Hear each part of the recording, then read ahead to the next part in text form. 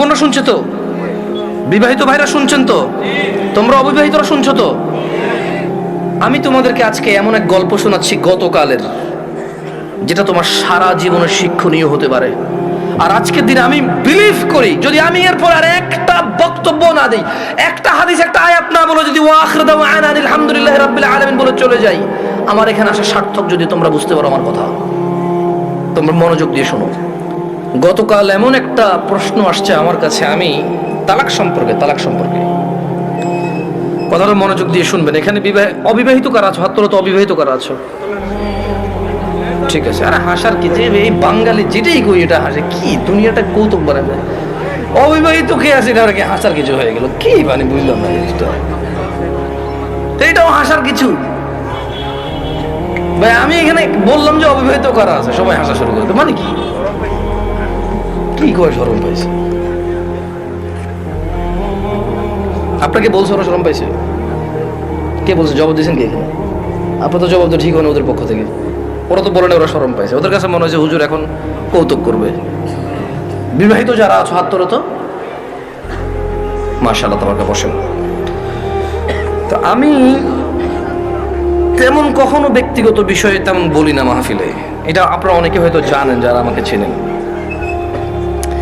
গতকাল আমার কাছে এক প্রশ্ন আসলো তালাক বিষয়ে। আমি বেশিরভাগ সময় অ্যাভয়েড করি তালাক বিষয়ে প্রশ্ন। এমনিতে আমি নর্মালি কোনোদিন কোনো ফতোয়া দিই না।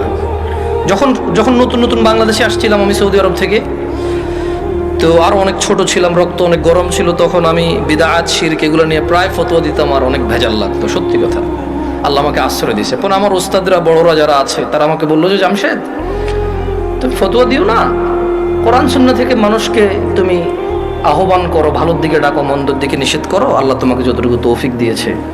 ফতোয়া অনেক বিস্তর বিষয়, অনেক সিচুয়েশনের উপরে ফতোয়া চেঞ্জ হয়। দেখা যায় একই বিষয়, মানে সাবজেক্ট এক, পরিস্থিতিতে দুই রকম অ্যান্সার হয়।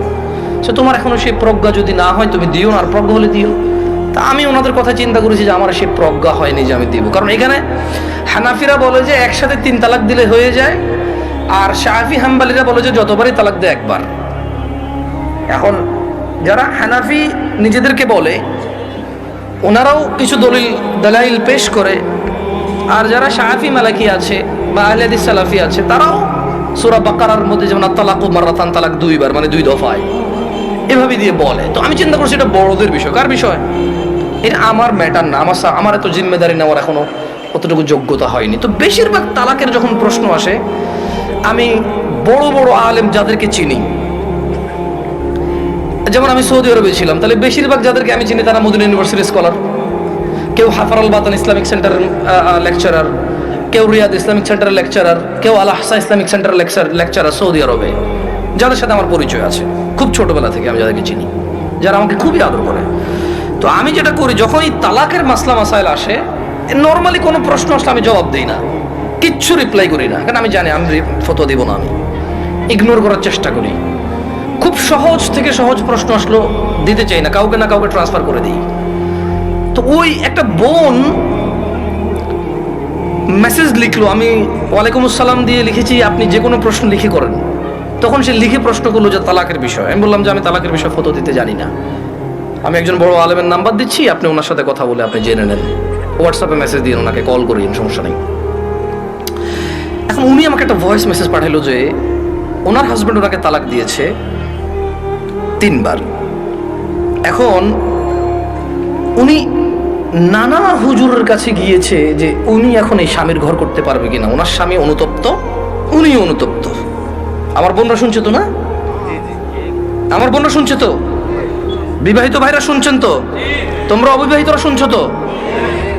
আমি তোমাদেরকে আজকে এমন এক গল্প শোনাচ্ছি গতকালের, যেটা তোমার সারা জীবনের শিক্ষণীয় হতে পারে। আর আজকের দিনে আমি বিলিভ করি, যদি আমি এরপর আর একটা বক্তব্য না দিই, একটা হাদিস, একটা আয়াত না বলে, যদি ওয়াখির দাওয়ানা আলহামদুলিল্লাহি রাব্বিল আলামিন বলে চলে যাই, আমার এখানে আসা সার্থক। যদি তোমরা বুঝতে পারো আমার কথা, তোমরা মনোযোগ দিয়ে শোনো। তো বললো যে আমি বেশ কিছু হুজুরের কাছে যতটুকু আমাকে বলেছে যে আমি আহমদুল্লাহ হুজুরকে মেসেজ করেছি, উনি রিপ্লাই করেনি, আমি আজারি